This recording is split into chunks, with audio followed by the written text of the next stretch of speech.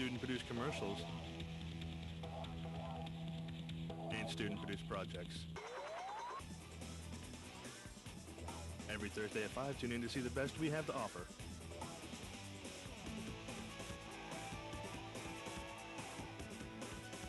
MSU TV signs on for its broadcast day now. On Monday, world-famous author and historian spoke on campus. Howard Zinn brought his message to students, calling for them to consider our nation's actions from a viewpoint contrary to the mainstream. The large student turnout has campus talking. The battle to stay for two of Moorhead's hottest night spots continues in court this week. Coming up, we'll give you the latest on the fate of cutters and boomerangs. Could smoking on campus be a thing of the past? One MSU student attempts to find a way to curb smoking in public places. We'll have Eagle Sports highlights and your NewsCenter forecast coming up. Your news starts now.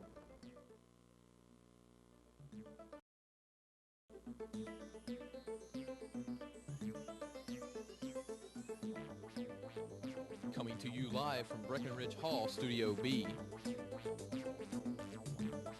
You're watching NewsCenter. With the latest in news, weather, and sports. Your news starts now.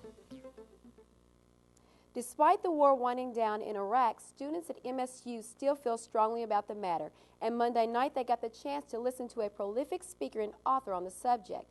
And 4 days later, campus is still buzzing about the huge student turnout for guest speaker Howard Zinn.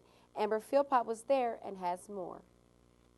They came from miles around to hear what 80-year-old historian and activist Howard Zinn had to say about the state of our country. I'm familiar with Howard Zinn because of his books. We both read them. And we just thought it would be interesting to come here and see what he had to say about the war.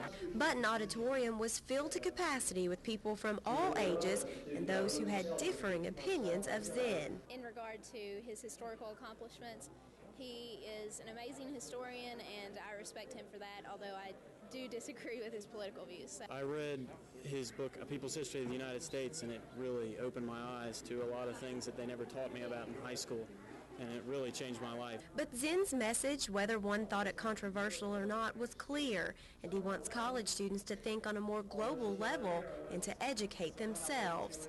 Read newspapers and magazines that don't reflect the establishment point of view. Go to the internet. The internet actually has turned out to be the most democratic forum for alternative news, for news that you don't get anywhere else. And even though some students didn't agree with Zinn's philosophy, they were glad to see so many in attendance. It's encouraging to know that people are involved in political thought. And what's the one thing Zinn hoped his presentation brought to this college crowd? The thought that they should think independently, that they should not be swayed by authority. For NewsCenter, Amber Philpott. NewsCenter asked students how they felt about Howard Zinn's presentation. He looks at the United States as the people and the government. They're not interchangeable. And too many people get that conflicted with the whole patriotism thing. If you don't back Bush, you're unpatriotic. No. You're just anti-United States government. He was very Democratic-based, and he was just horrible with Bush. He wouldn't see both sides. He was all Democratic. I liked how he showed that there could be a different perspective on the war, that we didn't have to believe everything we heard out of the government and on the news, how we are allowed to have different opinions on what's going on.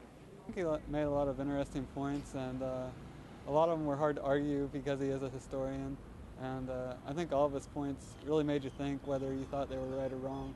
There's a whole world of things we are not told, but more importantly, there's a whole world of things we do not seek out. We are living in the information age, and yet people remain ignorant of any aspect of the war, pro and con. After Monday's presentation, one MSU organization hoped that they could get the same reactions at their events. NewsCenter's Mary Catherine Watson talked to the group. Coalition has been underway for the past year, but with the recent war events, this organization has been getting more attention. As we talked to a whole lot of people, we had about 52 people sign up that day and told everybody about this event, so we were hoping that it would help advertised for today. Wednesday night, they held a vigil for the suffering and dying in Iraq. After the speech from Howard Zinn on Monday, members thought that more students and faculty would have come out to support. People have classes, people have other things going on. I realize that everybody's got a busy life, and I guess that's probably more what it has to do with than anything. And then just not feeling like maybe they're just not supportive of anti-war. I don't know. I think it'd be nice if more of the faculty would support these things and attend, but they're a little bit hesitant because job security. Even though the Wednesday night event didn't bring the crowd that they wanted, the organization still plans on sponsoring more events. We try when we do this type of thing to get as many groups as possible and let them know that it's going to happen. So, and we've been somewhat unsuccessful with that so far. But we're planning to do more outreach things in the future. Reporting for NewsCenter, Mary Catherine Wasson. I'm Alicia Andrews, and here is a quick NewsCenter weather update. As you saw today, we had lots of rain, and the rain was mostly to the west of us and to the east of us, and it was just kind of all around, and you can expect some more rain tonight and maybe even some tomorrow. The absence of American troops is being felt across the nation, so one local pastor gave them a special tribute on Monday at the Carl Perkins Center. Pastor of Slady Point Baptist Church says he felt it was his spiritual duty to comfort the families of deployed soldiers. So with other pastors and community organizations, Hedrick organized a dinner to honor family members of these military men and women. You know, that the community is behind them and understands the sacrifices that they have made, you know, while their husbands or their wives are serving our country. Either. Hedrick feels that supporting our troops means helping those left behind deal with emotional and financial burdens. Because it's so hard to go from being a two-parent household to a single-parent family household where one person's responsible for everything, and it's just very difficult. The main thing that we're struggling with is the financial situations. Also, donations of food and personal hygiene items were accepted at the dinner to assist the families. Yellow ribbons and the American flag have been displayed throughout the community. Reporter Sarah Lewis informs us how it is affecting the MSU surroundings. The soaring American flag stands for our freedom, and the hanging of yellow ribbons displays our support for the troops overseas. Individual businesses are making their own personal decision on whether or not to display the ribbons. A member of the ROTC gives his opinion on the show of the yellow trimmings. I'd love to see more. I mean, I really don't see them enough on campus. I think if we had some more on campus, it would look really nice. Although the Peace Coalition does not see eye to eye with President Bush's decision, they do, however, encourage our troops to come home safely. You can disagree with the reasons that the Bush administration has asserted and feel that they're not adequate reasons to go to war, and at the same time know that we do have troops over there and do things to support those troops. Showing your gratitude towards the troops is the best gift you could give them, in hopes that they all come home safe and sound. Reporting for NewsCenter, Sarah Lewis. On Monday, the United States threat level was lowered from orange back to yellow. The threat level was raised on March 17th when President George Bush gave Saddam Hussein a 48-hour ultimatum. During the 3-week period, no terrorist incidents were carried out on the United States. U.S. Secretary of Homeland Security Tom Ridge believes that raising the threat level might have been serving as a deterrent. He also said that America is safer under a yellow level today than it was when under the identical level a year ago. This is because more security practices have become a matter of routine. Nationwide Insurance has filed an appeal to Round County Circuit Court to hear its case for the second time on their attempt to evict cutters and boomerangs. Nationwide owns the Kroger Center and is rumored they have plans to build a Lowe's in the exact spot where the two are standing now. But originally, they were denied the right to evict the tenants due to ambiguous language in the lease. Nationwide's attorney has 30 days to file a statement of appeal containing facts about their case, and then the defendants will then have another 30 days to respond. While public smoking privileges have become a thing of the past in some cities, one MSU student is trying to make similar changes on campus. The shorts and tank tops have made their way out of the closet this week. The temperatures are up, and Alicia Andrews will tell us what to expect this weekend. MSU is a smoking campus, but junior Angela Bennett is trying to make some changes to that. My plans were to initiate a designated smoking areas on campus here. Some students are happy with the way things are, and they don't want to change. I think it's stupid. I think it shouldn't be done because I really feel that most of the population smokes. I started this at the beginning of the semester.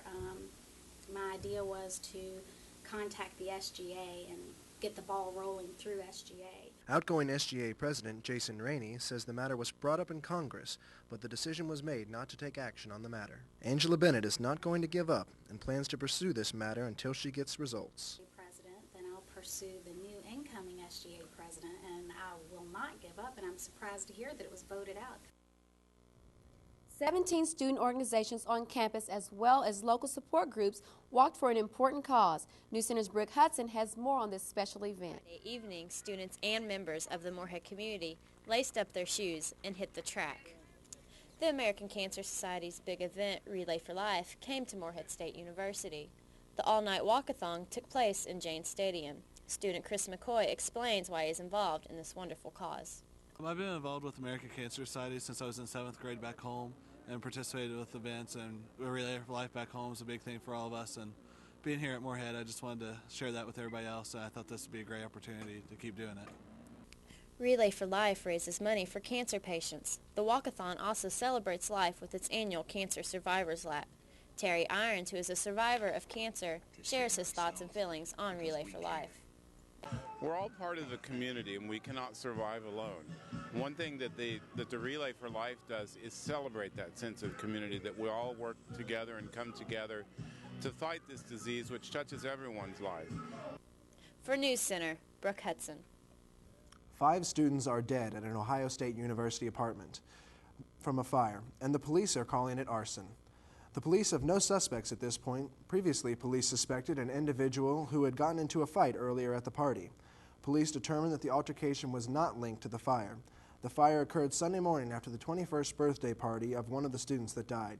Police estimated that 80 people were at the party, but the fire occurred when most of them were asleep. The Kentucky's governor's race is back in court again today in Frankfort. This time, Republican Ernie Fletcher's opponent, Steve Nunn, wants the courts to disqualify Fletcher, too, on the grounds that he initially formed an ineligible ticket. The courts previously disqualified Fletcher's first running mate, Hunter Bates. Since then, Fletcher has selected Steve Pence as his new running mate. Franklin Circuit Judge William Graham will hold a hearing today on the matter. The Court of Appeals has ordered Graham to make a ruling by Monday. Party nominees will be voted on in the primary election on May 20th.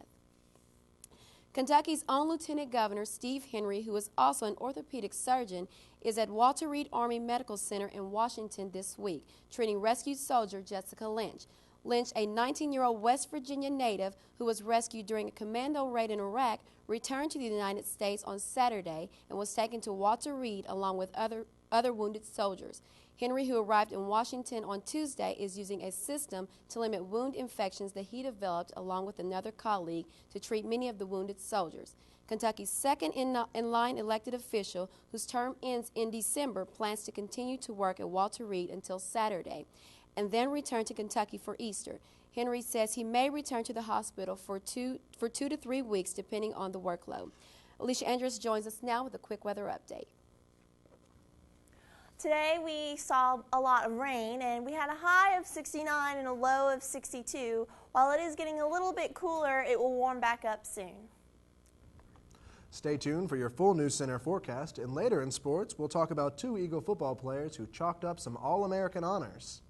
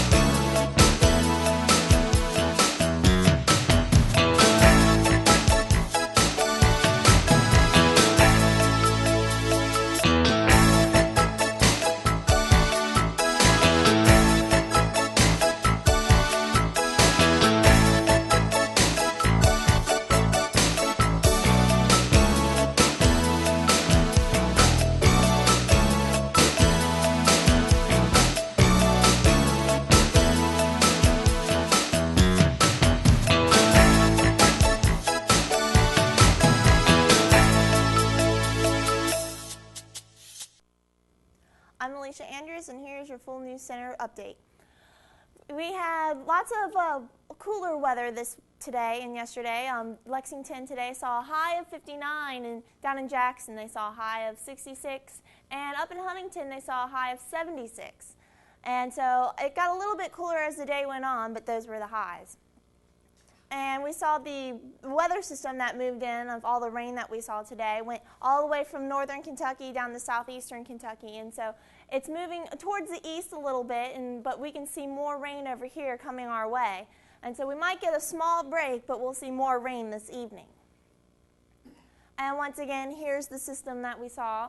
And all around the rain that we have, we'll have lots of cloud cover. So when the rain does stop, we'll still have a very cloudy sky, and there won't be much chance for sun. And so we'll have lots of rain tonight and possibly in tomorrow morning. And then the rest of the day tomorrow may not have rain, but it will be very, very cloudy.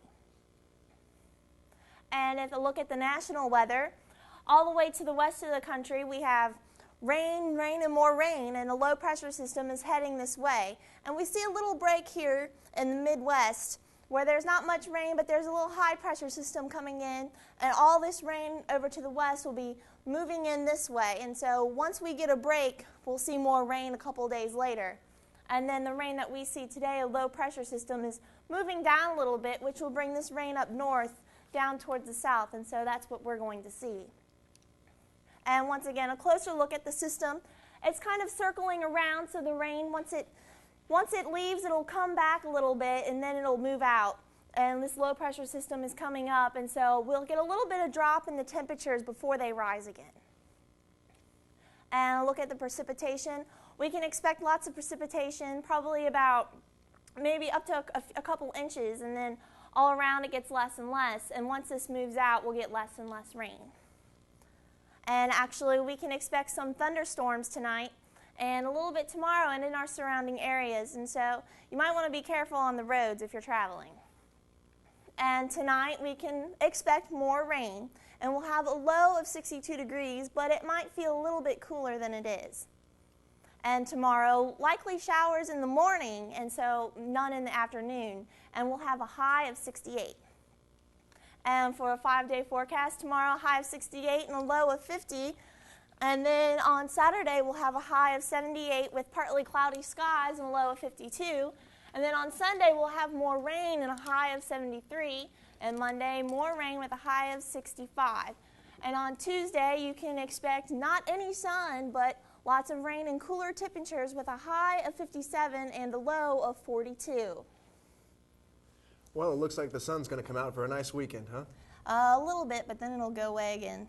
Rain for Easter. Not too good.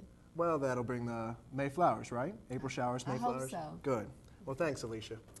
Matt Overlow will be in with the Eagle Sports highlights next.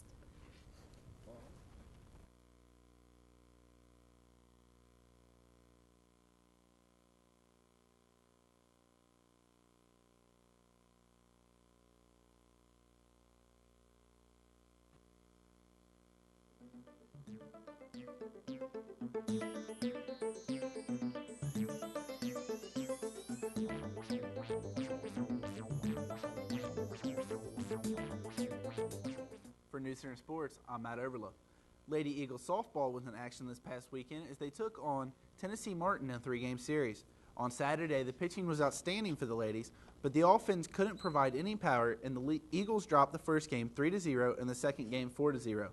On Sunday, nothing could go right for the ladies as they committed 4 errors in the field and only got 2 hits for the game as they dropped the last contest of the series 11-0 in 5 innings. The ladies managed to commit more errors in the series with 8 than they got hits on offense, which they had 5. The ladies start a 6-game road trip this weekend at Southeast Missouri State before they return home May 3rd to take on Eastern Illinois. Coming off a 9-6 loss to Austin Peay on Sunday, Morehead State Eagles baseball team hosted Marshall on Tuesday. Clay Sloan has more on the game. It was the perfect weather Tuesday for baseball and for the Jimmy Buffett Day at sunny Allen Field. Things got interesting quick at top of the first with 1 out. LaFleur sends the pitch over center field's wall, giving the Thundering Herd the early lead. And then Lamore grounds out to second to close the top of the first inning. And then for MSU with 2 on and no outs, Kevin Bryant gets credit with a base hit and an RBI from this fielding era. Then Lance Caesar singles to right field, knocking in another run, giving the MSU the early lead 3-1. And still in the first, more offensive power from the Eagles as Nate Lowe doubles to center field, bringing in Caesar and Bryant. Then Brandon Barstead at his second at bat in the first doubles down the left foul line, bringing in 2 more runs for the Eagles. Then Caesar grounds out, finally to end the first inning. MSU Eagles put up 8 runs in the first inning and hold on to win over Marshall 12-8. For NewsCenter Sports, Clay Sloan. On Tuesday, the Morehead State men's and women's tennis teams had quite an impressive outing as visiting Northern Kentucky never won a match. The Eagles are back at it on Wednesday at the Sadler Tennis Courts, and the opposition was none other than arch rival EKU. We jump right into the heart of men's singles competition, where MSU's Alejandro Hernandez matched up with Eastern's Lee Lester. Hernandez using the baseline well, and that eventually sets up the easy winner. Hernandez will go on to win this match 7-5 and 6-2. Morehead freshman Danny Arbib having a very strong season. He's matched up with Eastern's Chase Armstrong. Arbib charges the net and takes this point, and he's very fired up. Arbib will go on to claim his number 4 singles match. Kim Catchell in action as well with the big-time serve that sends Eastern Alvin Ching scrambling. You see some emotion out of Catchell, but Ching would take the match. And MSU senior Ben Schmid dueling with John Kellert, and Schmid would have little trouble in the match as he would go on to win 6-1, 6-1. Eastern would take the match 4-3 as they took 2 of 3 doubles matches. Schmid and Arbib both improved to 13-7 on the season in singles play. The Lady Eagles knock off EKU 4-2. Sheena Stewart and Katrin Schwartz pick up single wins for MSU. 2 Morehead State football players were honored as members of the Sports Network 2002 Division AA Mid-Major All-American team.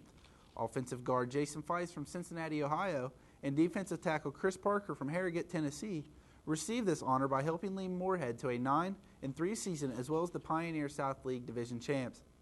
With Feist anchoring the Big O line, MSU ranked 9th nationally in total offense, and Parker's team-high 90 tackles and 5 sacks provided a tough defense throughout the season. The 2 seniors also honored on the PFL All-Academic team with teammates David Cottle, Craig Unger, Matt Loy, Dean Anderson, and Bill Ballard. Now it's time for sports trivia. Which former Morehead State standout pitcher is currently the tallest player in professional baseball history? Would the answer be A, Randy Johnson, B, John Roush, C, Ricky Searcy, or D, Jack Morris? Well, there's your guys' answers. I'm going to say Randy Johnson, A. I'm going to say C, Ricky Searcy. I'm also going with C. Well, you guys would all be wrong today. The answer is B, John Roush. He is 6'11" and plays for the Chicago White Sox AAA minor league team. Thanks, Matt. Coming up, it's something to cheep about. We'll tell you which Easter candy is on the top and has been producing millions. Marshmallow Peeps have become an icon of Easter and a must-have in children's Easter baskets. But the chick-shaped candies have come a long way over the years, from homemade to a technological wonder. Today, Just Born Incorporated, the maker of Peeps, whip up over 4 million yellow, pink, purple, blue, and white chicks a day. That's a big advancement since the first opened in 1953, when it took 27 hours to make a peep. Today, it takes only 6 minutes. However, not everyone loves the taste of these Peeps, but many have a soft spot for them just because they're cute. That's all for this edition of News Center. Join us next Thursday for the latest in campus news, sports, and weather. For Matt Overla and Alicia Andrus and the entire News Center staff, we'd like to wish you a good weekend. Go out and enjoy the weather because it's going to start raining, and once that happens, it just won't be as fun outside. I'm Ben Manning. And I'm Angel Green. Have a good evening and a happy Easter.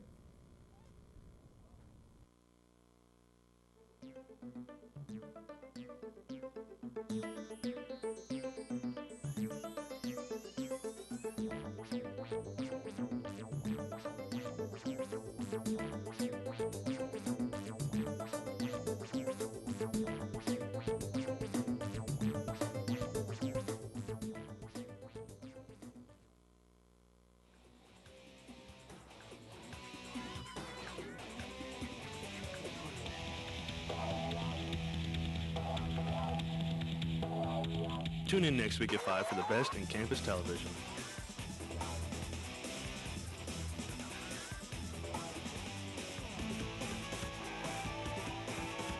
MSU TV now signs off for its broadcast day.